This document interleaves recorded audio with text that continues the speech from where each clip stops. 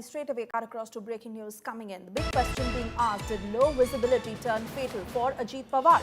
DGCA sources now also telling India Today that the landing attempt is under the lens.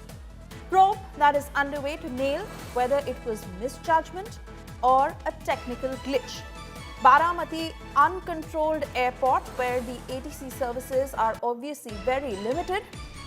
5-kilometer visibility norm that has been flouted or not is also an angle that is being probed.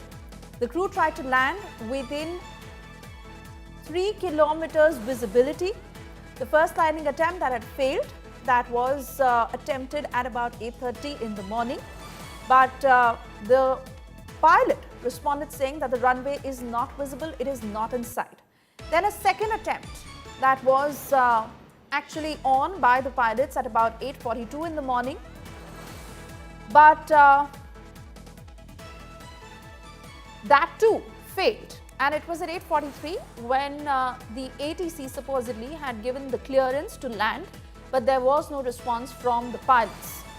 DGCA sources now telling India Today that the Baramati air crash investigation is underway. The focus is on the landing attempt. Despite low visibility, sources suggest that investigation is on to see two aspects primarily: whether there was a technical snag or there was a possible misjudgment by the pilot as far as runway visual acquisition was concerned. Top DGCA officials who have confirmed to India Today that the standard VFR visibility requirement for operations at class airfields is about 5 kilometers. Now, according to a senior DGCA official, at the time of the departure, visibility was reported to be between 3 to 5 kilometers. Baramati airfield is a class G airfield, as it is an uncontrolled aerodrome, which means that there is no full-time ATC service. The pilots are more or less responsible for maintaining visual separation and situational awareness. At the time of the landing attempt that was being made, visibility that was assessed at about 3 kilometers, and during the approach, the crew was asked whether they had the runway inside. This was initially denied, following which there was a turnaround. During the second approach, the runway was initially reported as visible, but was affirmed within a fraction of a second, saying that it is not. This according to sources. Remember, as DGCA sources suggest, that this may have been a misjudgment of runway visual acquisition. Let me take this to my colleague Shreya Chatterjee, joining us live on the broadcast. Shreya, many questions that have emerged, especially after the videos that had come to light. The two CCTV footages that quite put out the picture of what may have happened in the final moments. Where is the investigation headed now?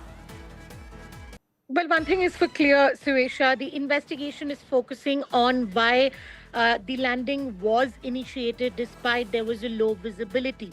To understand why this is being mentioned, because yesterday those initial media bites that also came in from the aviation minister. He also said that this looks like a case of low visibility. Now we are getting official confirmation from top DGC officials that there is a rule that in class G airfields, which is the Baramati airfield in concern, the standard rule is to land during a 5-kilometer visibility at least.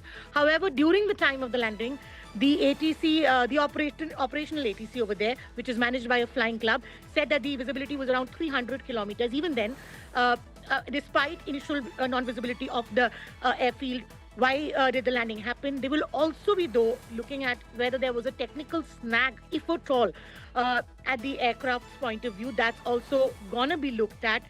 But clearly, the misjudgment of runway visual acquisition is something that the DGCA sources are now stressing on, as 5-kilometer visibility is being suggested as a minimum in Class G airfields, which are uncontrolled aerodromes like the concern of Baramati. A senior DGC official, Suesha, personally told me that preliminary CCTV visuals and initial details suggest that when the pilot finally acquired the visual contact with the runway, he realized the judgment error, and he also attempted a realigning of the aircraft. That's the reason that CCTV you see, the plane is heading straight and then suddenly it flips on the left side. That's him trying to realign the aircraft, but it was in high speed and the attempt was too late.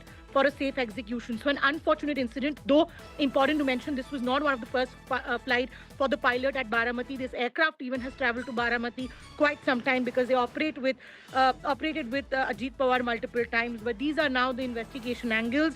The DGCA official has also confirmed to us once the investigation is completed, they will issue an advisory on how operation guidelines needs to be followed strictly, especially when flights operating in Class G airstrips are concerned. Continue talking to us, Shreya, because the black box we understand has been recovered. In fact, the last words of the crew that have also now been reported, either misjudgment or a technical snag or the situation having gone out of control. All these versions that will have clarity once the report is out. What more are you picking up?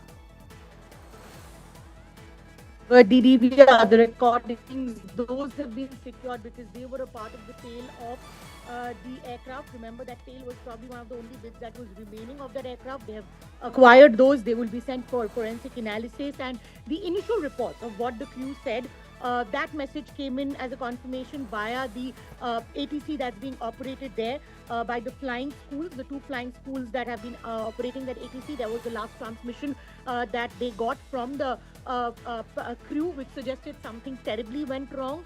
Remember, there was no readback also. These were initial reports that came in from that DGCA report itself yesterday. But now we have confirmation, Suesha, that the investigation is largely focusing around why a landing at all when there was low visibility.